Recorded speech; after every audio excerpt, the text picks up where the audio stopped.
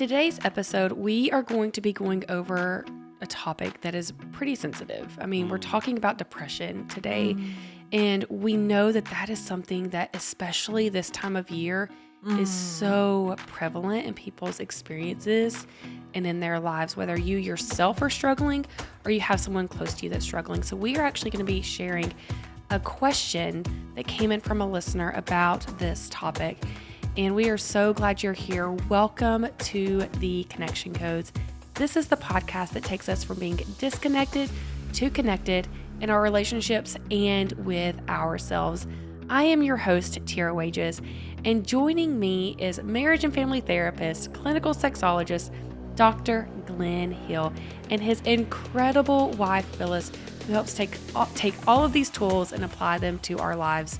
Together, they founded the Connection Codes, which is the guide to human connection. And we're so glad you're here. Yes. Hello, world, and welcome. Hi, friends. Wow. Yeah. This topic is something that we talk amongst ourselves about, but we actually had a listener that sent in just kind of a question, and she shared just personally what she's struggling with within her family. And so that's what we wanted to talk about today. Can you start off with reading the... For sure. And so she writes in, not sure if this is something you guys might be able to cover at some point, but I'm trying to figure out how to best support someone who is struggling with depression.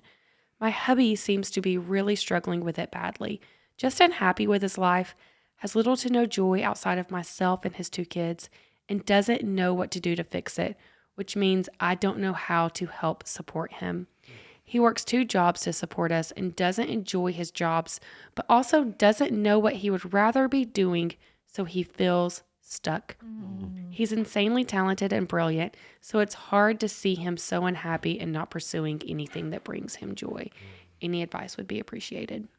Wow. I first of all, thank you to our listeners who write us, who write in just even podcast ideas, or just letting us and giving us permission to read their question and to be able to kind of dive into that. And I know that, as you mentioned, Tira, this time of year can be a real struggle. I know that for me, just the fact that it gets dark so early, it's like if I'm home and I'm done for the day, I don't mind the switch. But if I still have things to do and I have to get out, it's like I feel a physical, like I have to push through and almost like I'm diving into deep water that's really dark. Like just to get out. And so I try to plan my day differently so that I get everything done before it gets dark, because I just am really affected by that. And I know that's not uncommon. Right. And, I know even the cold can be a part of that too for some people. And it's like we don't have the same, perhaps even amount of sunshine, and, don't want to be outside, which we so much need. And so there's many different factors that really can affect us. But I think with this particular listener, just sharing that it's more life circumstances. Right. It's not because the sun isn't shining or because it's getting dark early, but it's more of feeling just stuck. And I think that is also a time and a place we can be in our lives, is that we are stuck. And I was thinking about you, babe, just how life happened for us. And a lot of it we didn't plan. We married young, but we didn't plan to have children right away. And at that moment in time, we really loved our jobs and we were doing really well in our jobs. And then me getting pregnant really changed things really quickly. Right. And we both kind of never questioned it. It was like I was going to be a stay-at-home mom. So we went from 2 incomes down to 1, which just put all that pressure on you to provide. And we made a major move during those early years as well. And so where we moved from south up north, where things were probably double, everything was so much more expensive. Yeah. And then the job transfer it was like a different amount of money, even though we didn't think it was going to be. And so very quickly things just changed, and it was like decades actually before you got out of that. And again, we didn't know how to process during any of that time. And so I definitely can relate though to just Yeah. feeling really stuck. Right. I relate to what she wrote so deeply. A year ago, right now, exactly a year ago, I was feeling very similar to what she's describing, her husband was feeling. And I want to say that it took me a long time to finally admit that I was depressed. I think that that's actually like a huge factor that a lot of people struggle with because we will have good days and we'll have bad days. And on the good days, we think, oh no, I'm okay. Like I'm functioning, I'm great.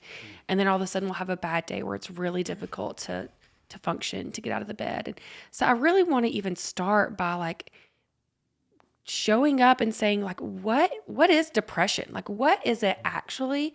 And how does it present? And so people that may be struggling and either don't recognize it within themselves can process it and start to get the help and support they need. Yeah. Well, a whole bunch of things about that. First of all, I think it's amazing that this person wrote this email. I know she's mostly talking about her husband, but part of our quest is that we shift this culturally so that, and I was actually talking to Wes a little bit earlier, how weird it would be if he broke his foot this morning and whenever we saw him, he didn't mention that. Yeah. Yeah. We said, hey, Wes, how you doing? And he said, oh, doing great. It's been a great day. And then we notice him limping and we're like, dude, you're limping really badly. But he did not feel comfortable telling us that his foot was broken. How bizarre is that? Or if he cut his hand real badly, opening up a can or something. So, the brain doesn't distinguish physical pain from emotional pain. So we've created this bizarre, and it's centuries old. It's not a new development, but we've created this bizarre cultural setting where we don't share what's authentic. Yeah. And if Wes was unable to share with us that he broke his foot, Yeah. he's putting up Christmas lights, he fell off the ladder, hit his foot on the fireplace, broke his foot. But he's not going to share that because that would just be inappropriate. Well, that's what we've done to ourselves. Again, not on purpose. It just evolved, unfortunately, devolved over the centuries. So our dream is to shift this drastically. And again, that's why I commend the woman that wrote this email, is that this just becomes automatic, natural. We don't hide. We call it cyclation. We have other people who know what is happening with us, because that's just how we roll culturally. Of course, we're going to share this struggle, whatever is happening in the moment. But and there's another pet peeve of mine. I have quite a few. Just that we categorize, we pathologize humans. We categorize psychological disorders of the psyche, and so we say, oh, well, this person's depressed or this person is not. Now, they exist on a spectrum. Everybody deals with depression. It just depends on the level of it. Anything that approaches 80, 0 to 100, anything approaches 80, we get nervous about. But everybody experiences that at some point where they're overwhelmed with whether it's sadness or shame. Typically, those are the depression drivers. But if it's at a 5, you barely notice. If it's at a 10, 15, 20, 30, 40, once it gets up to there, you start noticing the effect of it. And now it's dysfunctional. You can't function. And again, I don't say dysfunction as in a pathologizing way, but just it's non-functional. I deal with a number of psychological disorders that if I'm not careful, I become non-functional because I can't live life with that level of that disorder of the psyche. And I personally, depression is my home base. I enjoy, and there's a lot of people, not everybody by any means, there's a lot of people that it just feels safer to live in depression. It just feels, I don't know how else to say that. It feels safe. It's just like, This is my home base. I can dwell here. And that's one of the many ways Phyllis and I differ so much. That makes no sense to her. If it's raining outside, she's just like, oh my gosh, the world's coming to an end. We're all going to die. And I'm just like, yeah, but we could lay in bed and be depressed all day and just, disappear. And that makes no sense to her. So anyway, just for us to recognize that this is what's happening in the psyche. We don't have to pathologize the person. We don't have to put a label on them. We don't have to,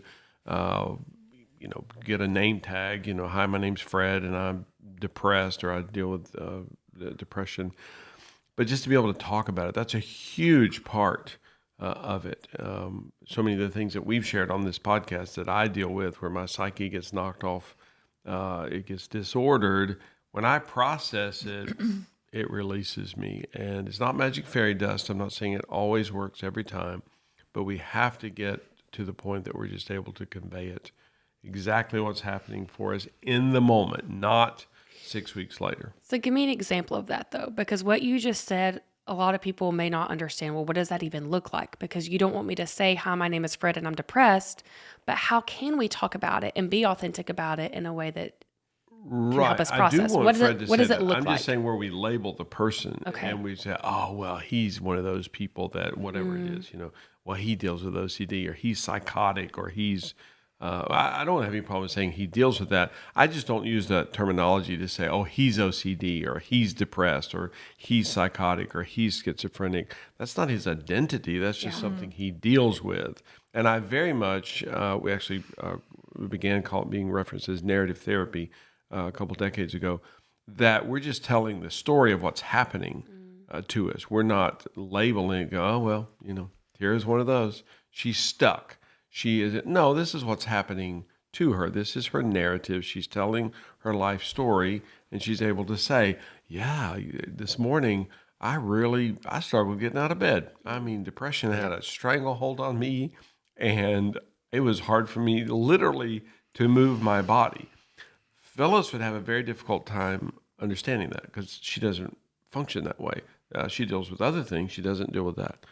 But where we're able to externalize it, that it's not your identity, this is something that's happening to you. Yeah, I think that's really helpful to hear that example, to be able to vocalize what you're experiencing. That's how we process it, is because we vocalize what we're experiencing.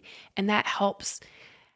Freeing us may not be okay, you're saying I'm not far off base. Yeah. You're nodding your head. Well, yeah. especially, I'm so sorry to interrupt, but especially if now you and I can partner against a thing. Right. This is not Glenn's identity, and Tira looks over to him and goes, oh, well, he has issues. He has a problem. No, this is us partnering, and Phyllis and I do this, I want to say every day. We're partnering together about the experience, about what's happening for me, about what's happening for her. Absolutely. Yeah. I struggled with this very deeply. We've talked about it before in 2021, early 2021, like early January, all the way through January of last year. And I had such a difficult time in the moment vocalizing it and admitting it to myself that I was struggling as bad as I was because I wanted to appear that I'm holding it all together. And that was during a time that Wes was providing for our family in a way that was not home. He was traveling a lot and he was working. And so I had to appear like I was fine because how can he leave if I'm over here unable to function?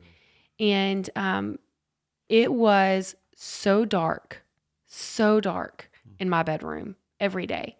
And I had 4 little kids. But I do know that when I was able to bring myself to co-regulate in those moments of complete brokenness, that was the only thing that would snap me into the next day.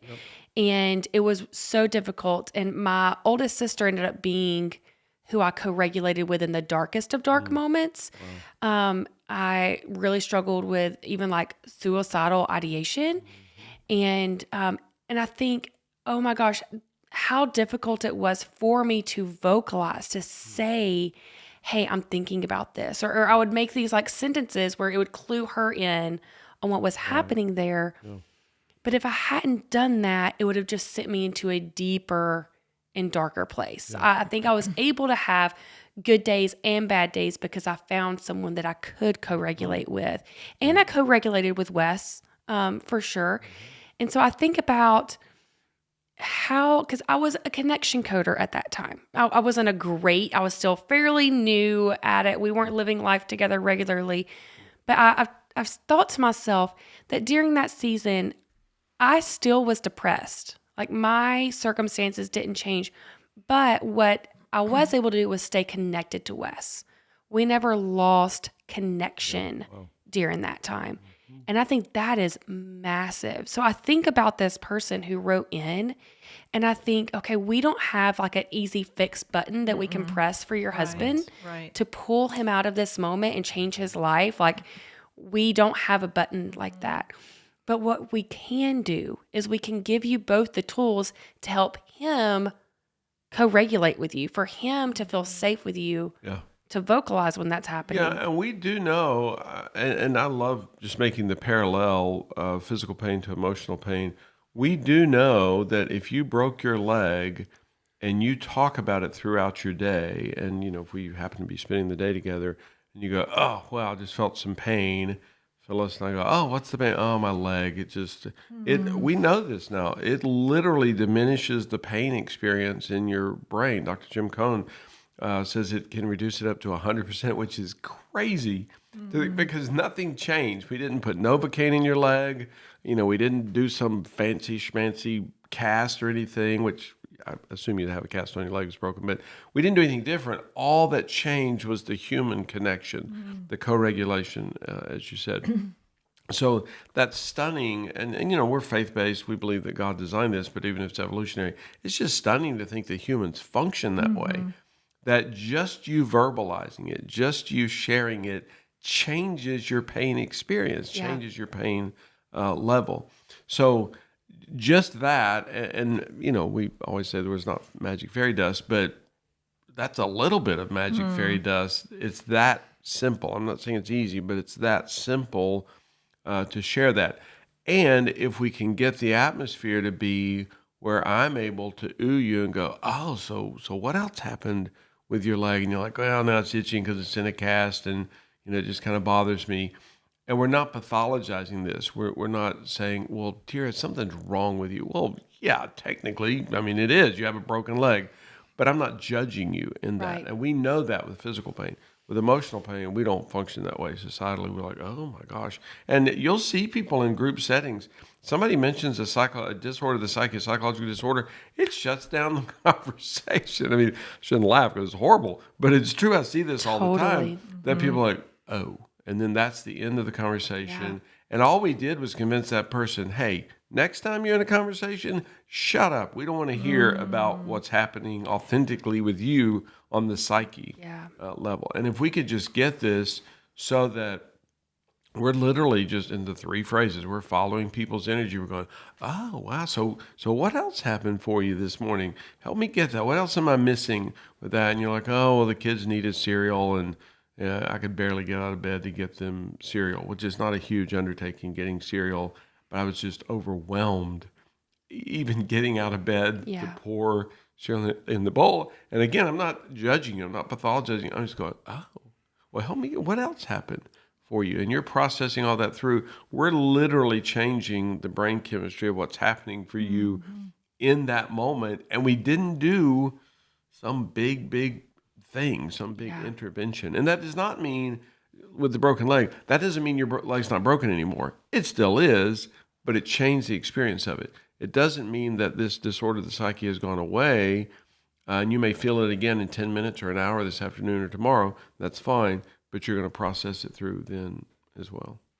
When you were saying that, I was thinking that as a society, even the term, which you mentioned that you didn't want to even acknowledge that you were experiencing depression. Well, I believe part of it comes from how we react as a society when someone says, well, that they're dealing with depression. It's almost like we go, "Oh, well, I don't want to step into that space. So I'm just going to, let them get through this by themselves," which is the opposite of what that person needs.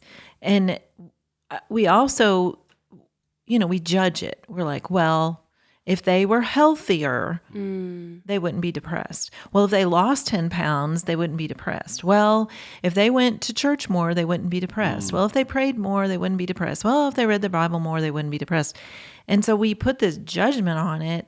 And then when we personally are going through it, we're like, "Oh, I've heard this my whole life, so I'm not going to let anybody know that now I'm having trouble getting out of bed." Yeah. Because I already know what they're going to all say, because that's what they said about Susie when she admitted that she was dealing with it.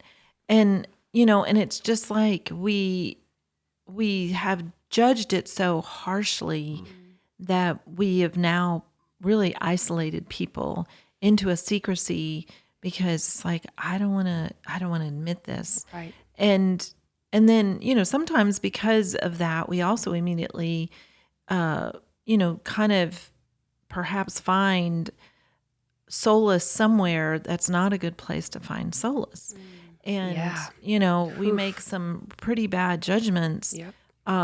because we kind of isolate ourselves in those experiences. And I loved what you said. I don't know exactly the wording, but basically that kind of depression is connected to often sadness or shame. And, it is even that in figuring out what's happening for me. And, I think with what you were experiencing, I know that for me, 2020 brought out, in 2021 as well, I experienced for the first time a level of sadness that I could physically feel. Yeah. And, depression would probably be the word that most people would identify that as, but it helped me so much to be able to tune in and I would feel it, like it would almost be like a darkness that would start to come in on me. And I learned to say it out loud. Even before I knew what the sadness was linked to, I would just say, "Ooh, I'm feeling sad."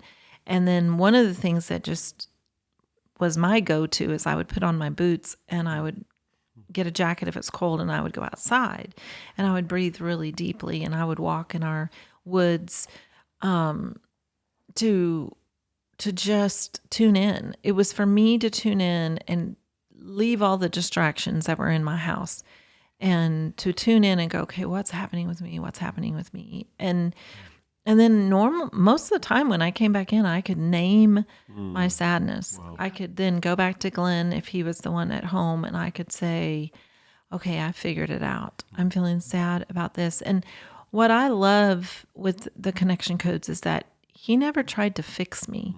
He just oohed me. And which means for new listeners, he just made space for my sad. And I know that that's not always been our story and it may not be your story. That you have people surrounding you that are always trying to fix you. And which in all, it doesn't work. And so I know that for me, it was such in a way, beautiful time when I look back to that because I learned a lot about myself. Yeah. And I learned that I was going through a very different season and that I had to learn to navigate that season. And, I think that what we've done to each other, sadly, is we want to slap easy fixes on people. If someone says I'm depressed, we just have that easy, you need to read your Bible more. We put something on it and it's almost like it takes away the other person's ability to figure this out for themselves. If we give people space, they may conclude they need to read the Bible more. But it's like for me, I had to get outside more, but it wasn't because Glenn told me you need to get outside more.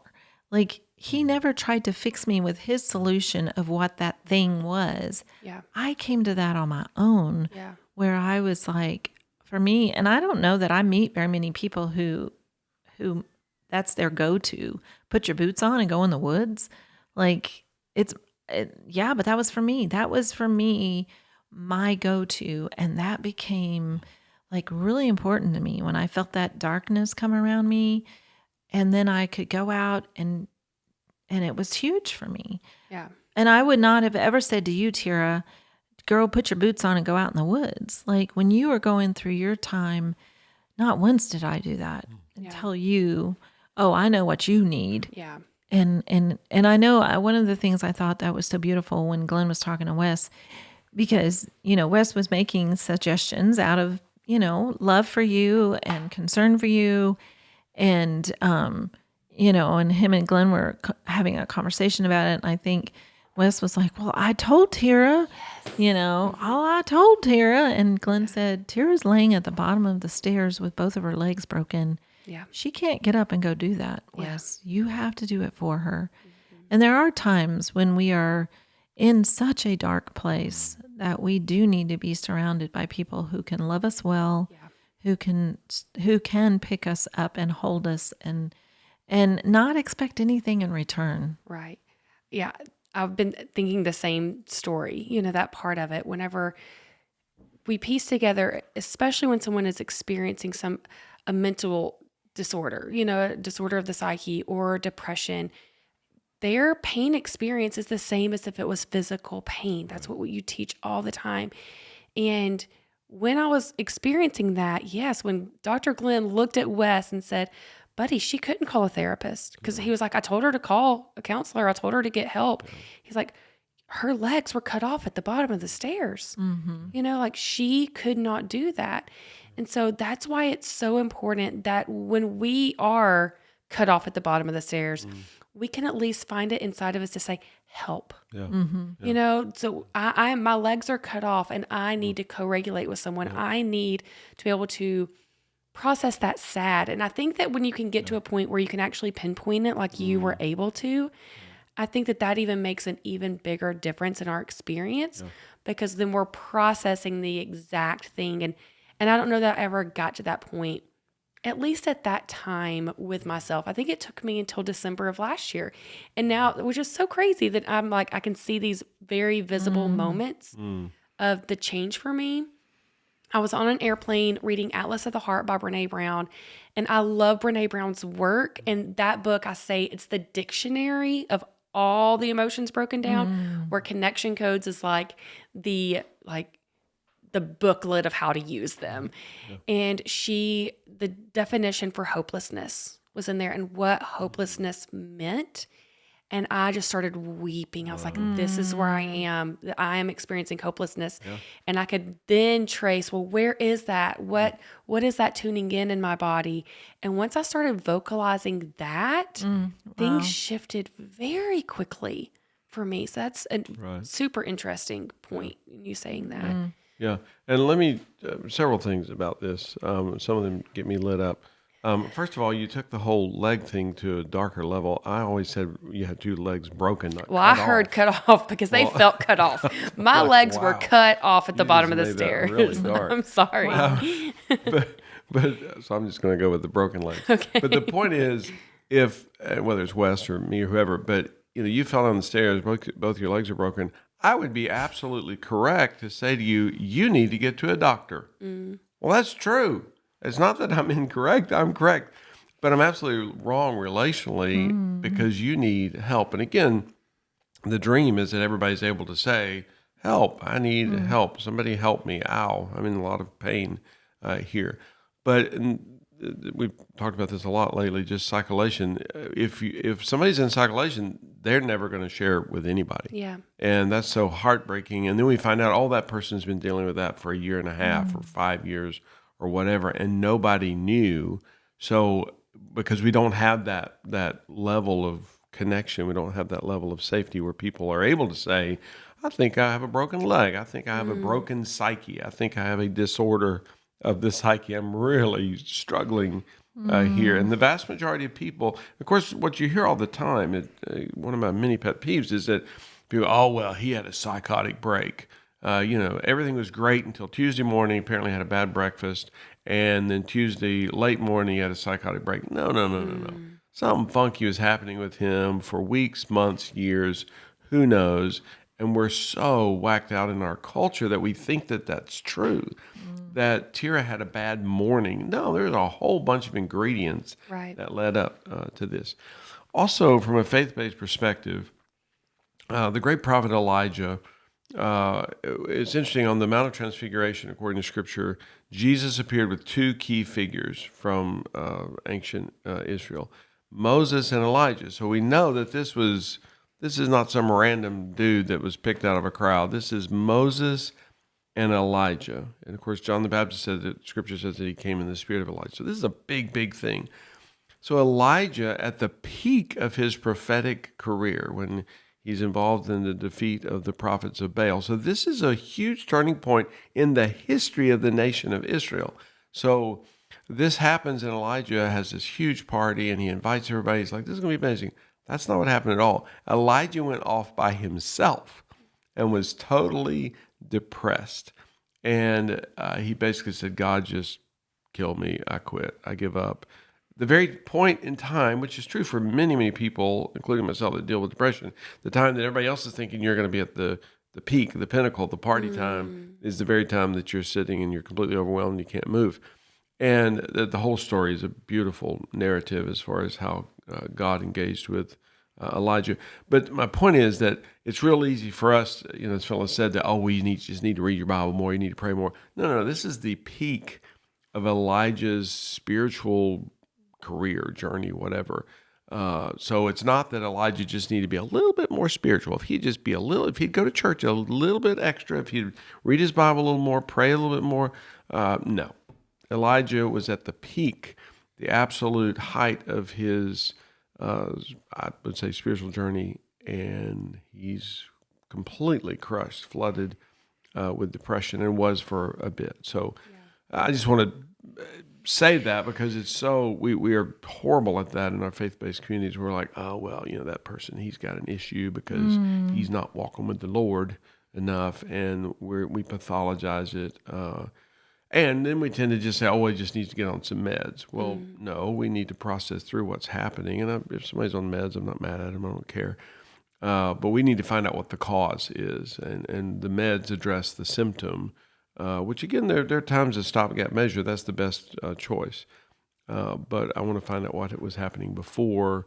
And for many people, it's a process. I could go, especially if fellas out of town, I could dive deep into depression tomorrow, and would love it. And my kids have always said, if Phyllis dies, I'll probably be dead in 3 weeks, both of starvation and depression, because I just don't function well on my own in cyclation.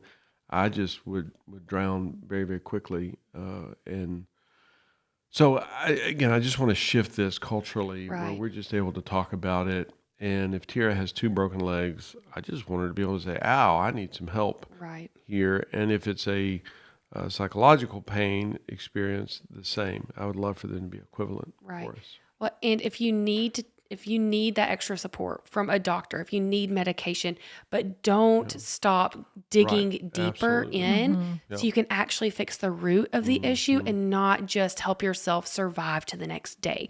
Because we want you to survive long term. We want you to we want you to thrive, and you can continue to do that if you can start finding what it is that you need, discover that, whether it's the walk in the woods, which there actually is a lot of research about being in nature and how that helps your brain heal itself. We have a kid that can struggle with several things, and we're like, he needs to go on a nature walk, and we can recognize that quickly for them.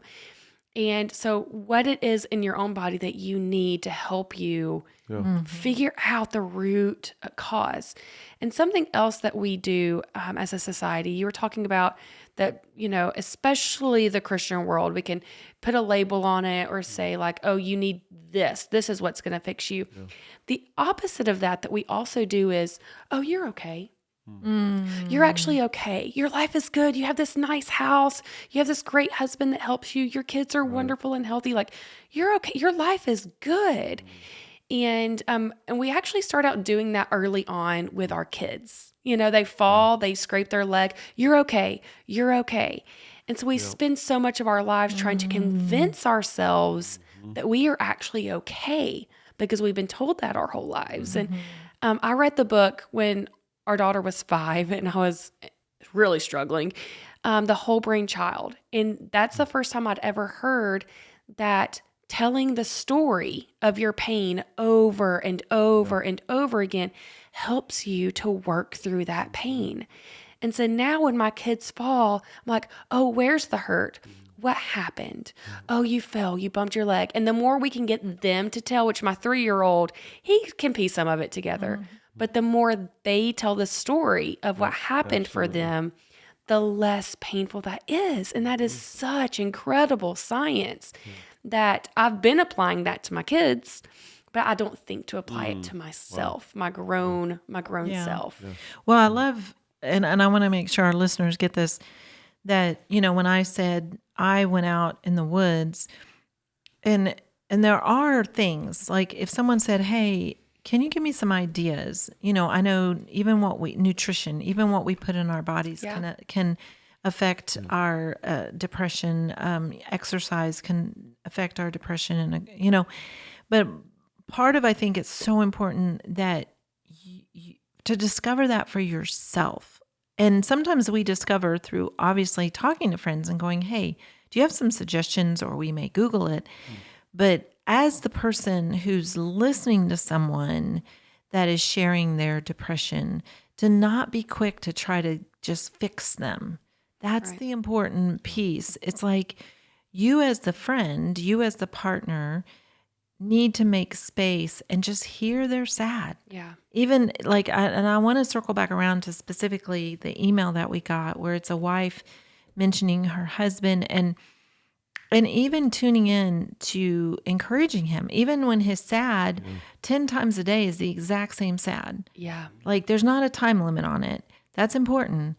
It's really important that he verbalizes it every time he feels it, 10 times a day, 20 times a day, every day for days and days and days, and that you make space for that. Yeah. And the more that he gets it out of his body, the better he will be able to actually think about what he needs. Yeah. And as the partner, as the wife, for her to be able to go, "Babe, what do you need?" Because he may not know, but eventually he will know. And it may be that he needs, the person that wrote in said he's working 2 jobs. Well, that's exhausting. I cannot even imagine. And so I'm sure that there's a lot going on for him that is not ideal.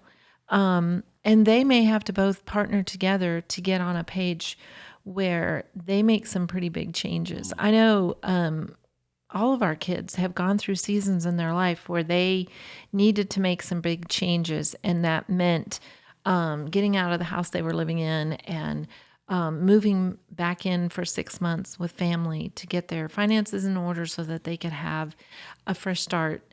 There's a lot of things where you go, let's partner together. So it starts with processing the emotion, and in that particular scenario where he is really hating his job, it sounds like there's a lot of sadness there. Perhaps even anger as far as being stuck where he's stuck. Shame For being stuck where he's stuck. Yeah.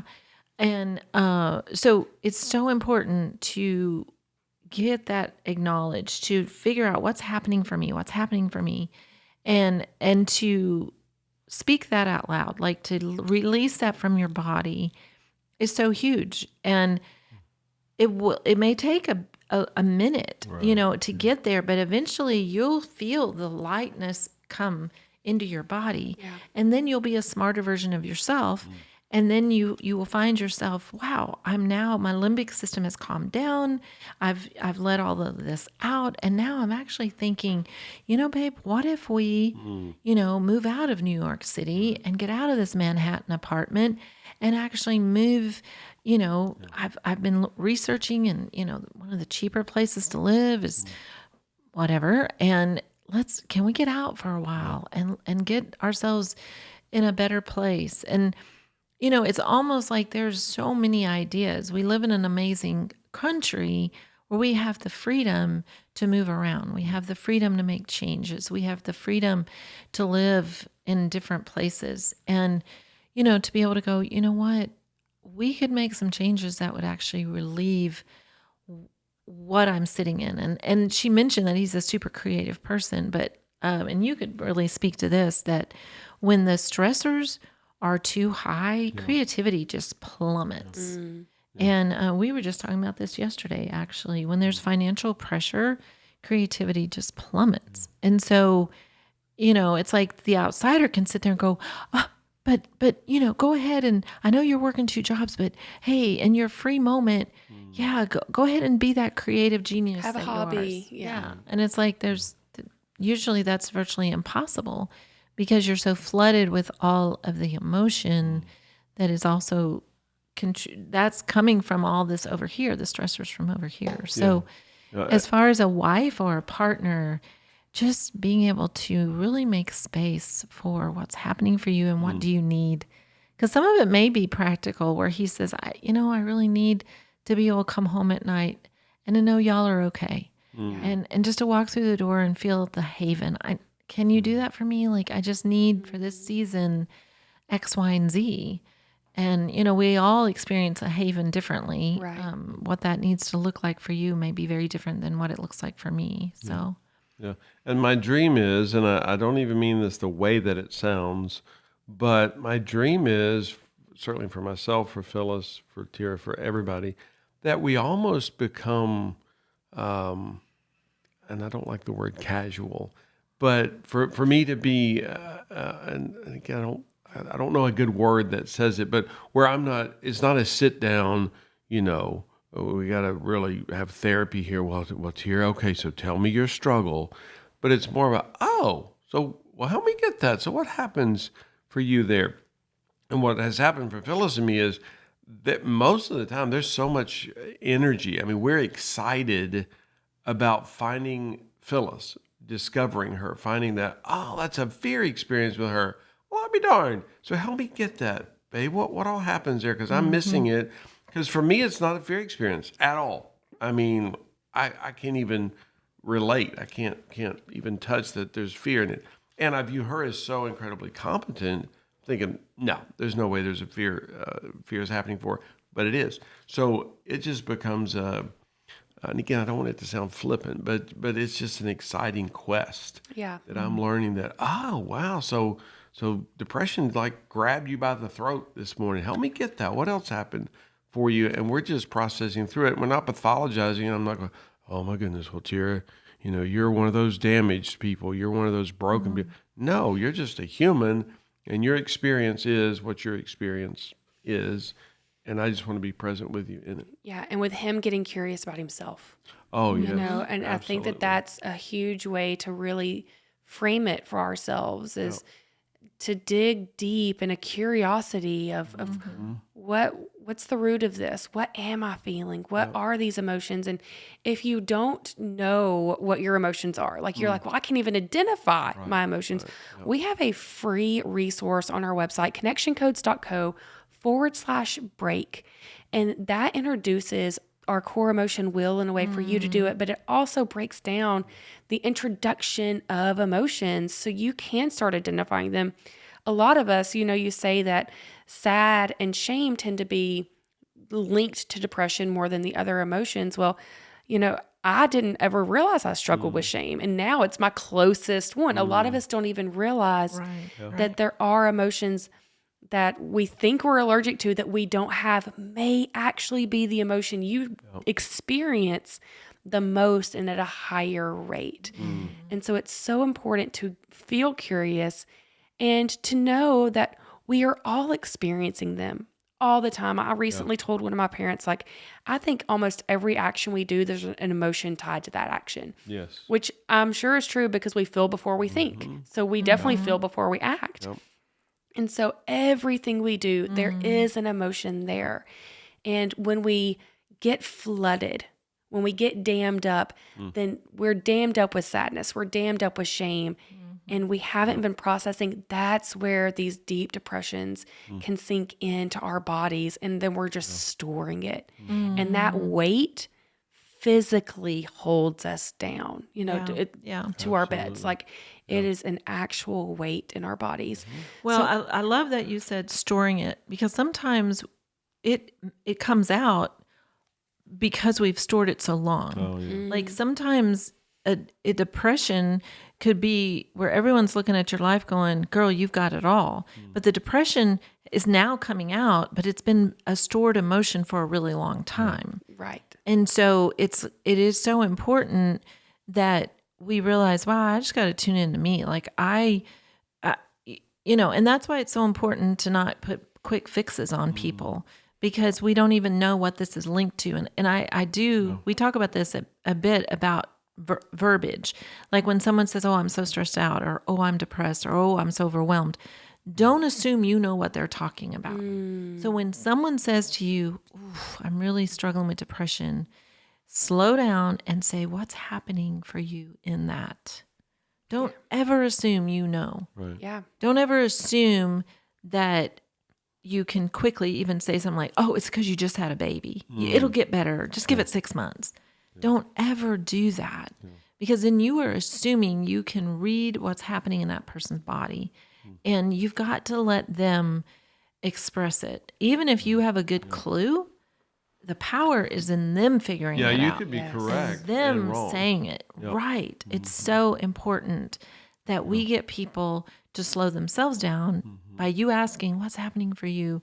They can express it. Yeah. And it's you be that safe person. And sometimes what's hard is when you're on this journey, you also may realize I don't have friends that are safe for me. I Yeah. don't have someone I can turn to Yeah. that is safe for me. And that is part of a difficulty of a journey when you're already fragile to go, wow, I don't even have that. I don't even have those people. Yeah, and I just want to convey that real quickly because I think it's so important because people do it from a good motivation. It just sounds like such a great idea to do. Virtually never fill in another person's emotion. Phyllis and I do this this is what we do professionally. We sit in sessions with couples all the time. Even with our experience, and we'll say to somebody, it's always dangerous to conjecture another human's experience, but could I guess there? And we're only asking. And if I say to someone, again, I have over 30,000 seat hours. I rarely miss on this. But if I say to someone, that sounds like there might be fear in that for you, and they go, no, there's not. I back up like a crawdad as fast as possible because I don't know. And now, I may actually be correct. I mean, again, I've done this a bit. I could actually know and be correct that, no, it's a fear experience. I'm never going to insist on that. And the other part of it that's so dangerous is if, the three of us went to the gym to work out and Phyllis is struggling, lifting these weights. So I run over and I'm like, oh, babe, I'll do that for you. And so then I lift the weights and, each station, whatever she's doing, I run over to help her because I just love her so much and I don't want her to struggle with that. And then we leave the gym and she's like, I don't feel like I really accomplished anything. I'm like, babe, we spent an hour and a half in the gym. That was amazing. That was an incredible workout. She's like, I didn't actually do anything. Yeah. You rushed over continually and you lifted the weights for me. That's I'm so like, yeah, powerful. but you were there. Yeah. Yeah, but she didn't experience the benefit of the workout Yeah. because I did it for her. So when you, and I have no idea, but even like with this woman who sounds like she cares very, very deeply for her husband, it's important that she doesn't fill in the blank Yeah. for her husband because if nothing else, he's missing out on the exercise of I would rather him find the emotion in literally many minutes than for her to go, oh, babe, it's a sad experience. You just feel sad. You're sad. I can tell. It's sad and shame, and you're just squelched. You're just crushed by sadness and shame. Well, he just missed out on the exercise. And now, guess what's going to have to happen the next time? She's going to have to fill in the blank for him in 10 minutes or an hour this afternoon or tomorrow. So I would encourage people virtually never, and I don't like to say never, but basically never fill in the blanks for people because it's important that they go through the experience of finding this so that they do become stronger and they're like, oh, wow, there's a lot of shame in that for me. Well, if I was going in front of them, filling in the blank all the time, they never even started recognizing Right. that. Especially because sad and shame are two of the lead ones, that's not necessarily Absolutely. what Every someone's human's experiencing. unique. I Absolutely. think about the loneliness, the hurt that I experienced, and I think those are the two things that sent me over the edge. Yeah. Before we go into the core emotion wheel today, can we share our key takeaways of what you really want this lady to take away from today? Well, create safe space Yeah. and ask what's happening. Yeah. For me, it goes along with that. It's also then letting him process over and over and over. And you may hear the same sentence, like you said, 10 times that day, which may at times be like, is this ever going to get better? But to know that the more he vocalizes what's happening, his brain is healing itself. Yeah, and I just, again, it feels weird to say it because I don't want it to sound flippant, but to get excited about discovering, for him to get excited about discovering himself and for her to get excited about discovering him, what happened. Because I've never met the dude. I have no idea who he is. I guarantee you he is a fascinating human specimen. And for him to get excited about discovering himself. I do have to mention before we close just that they may also need some life coaching, some business coaching. I have no idea what his setting is, but yeah, maybe he's not in the field, the area that he needs to be, and that's not something you can necessarily shift today or this week. But to have a 1 year plan, a 2 year plan to go, yeah, we're shifting directions, and I'm the poster child for that. I mean, I was in my late 40s when Phyllis made me quit working and go back to school, and I'm thrilled and startled and just mesmerized that we got to do that, and it's led us to where we are today. Wow, Yeah, so absolutely. good. That was awesome. Now let's go into our core emotion, Will, which this is something that we do towards the end of every episode. And if this is your first time listening, this is where we actually help people identify the emotions happening within their bodies. Because the more you identify, then you can access it and you can verbalize it. And as we've talked about today in this episode, verbalizing it is where the healing can come. And so Dr. Glenn and Phyllis are going to share what's happening for them in this exact moment in their lives. And so let's dive in. Wow, thank you. All right, let's do the wheel. You Okay. want me to start or you want I to do, start? yes. Okay. Let's see. A lot of joy that you partnered with me in cleaning out our closet Yeah, the last few days. cool. I feel guilt that I missed with you yesterday when I said, of course, in a response to your question. Shame that I didn't plan my food better yesterday. And so I went away for the evening and didn't have any of my stuff with me. Fear that I won't get my to-do list done. And, during the holidays, there's more than ever a list of to-dos. So feeling some fear about that.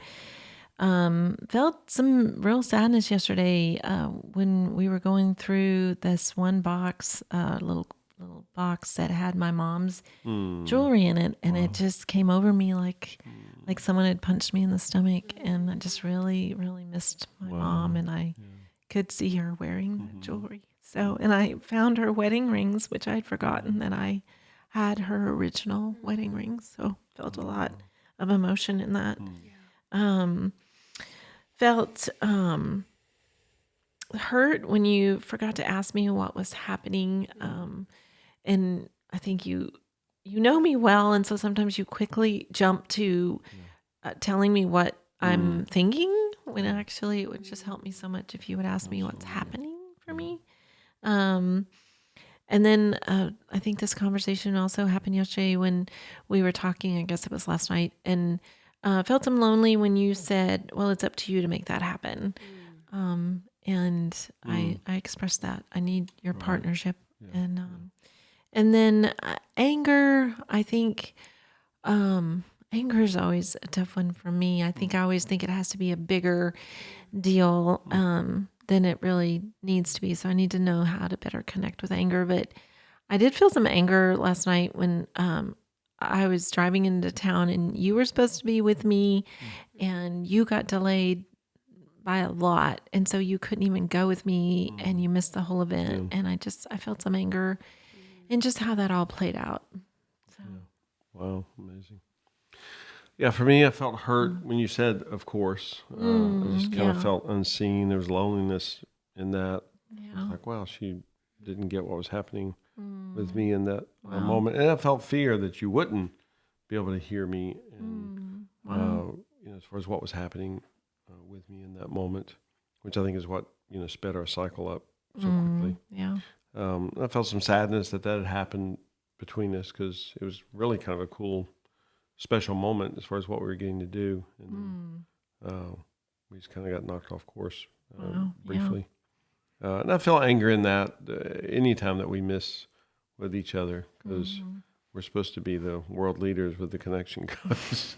We should be perfect in this. Unfortunately, we're just pilgrims on the journey, and we're just humans that miss with each other at times. A lot of guilt that I've missed so much with you. it was so cool, getting to do the closet together, and of course a lot of memories. And I found 37 brand new shirts in boxes. Wow. So there was some joy in that. Oh man, that's we a whole do have nother- a walk-in. It's a whole other closet, disorder of the so- psyche I deal with there. But anyway, so I only have 2 minutes to do my will. But just guilt that I wish that I had been there for you over the years. I just missed so much. I had no idea what was happening with you. And I feel shame anytime I'm hit so hard and fast in the face with stuff. 61, I'm supposed to be beyond anything and everything. But it's amazing. We always say if you love deeply, you hurt deeply. If you don't, it's much worse. But I'm so vulnerable with you. I'm so close with you. And so it's real easy to get knocked off course being that close with somebody. And so much joy that we have the connection codes, the tools. I have so much fun with you. It's crazy to me. Cleaning out a closet can be this fun, exciting adventure where, if somebody said, "What amazing thing did you get to do today?" For me, I'm just like, well, we had an option. We could have gone to Paris, or we were going to clean out our closet, and we cleaned out our closet because it's a lot more fun than going to Paris or something. Okay, maybe not. Well, for me, so a lot of joy in that, just getting to be. Thank you so much. Thank you. And for anyone that is listening, if you are thinking like, wow, when I may be experiencing what they've described today, and Glenn had mentioned that the scale, that it's a spectrum that people can fall on. And, you mentioned the number 80, but maybe you're like, I'm way past 80. Like I am really, really struggling. I encourage you to say the word help. Absolutely. If it's to your partner, if it's finding the strength to pick up the phone and call somebody for help. Absolutely. I just do not want you to battle what you are going through alone.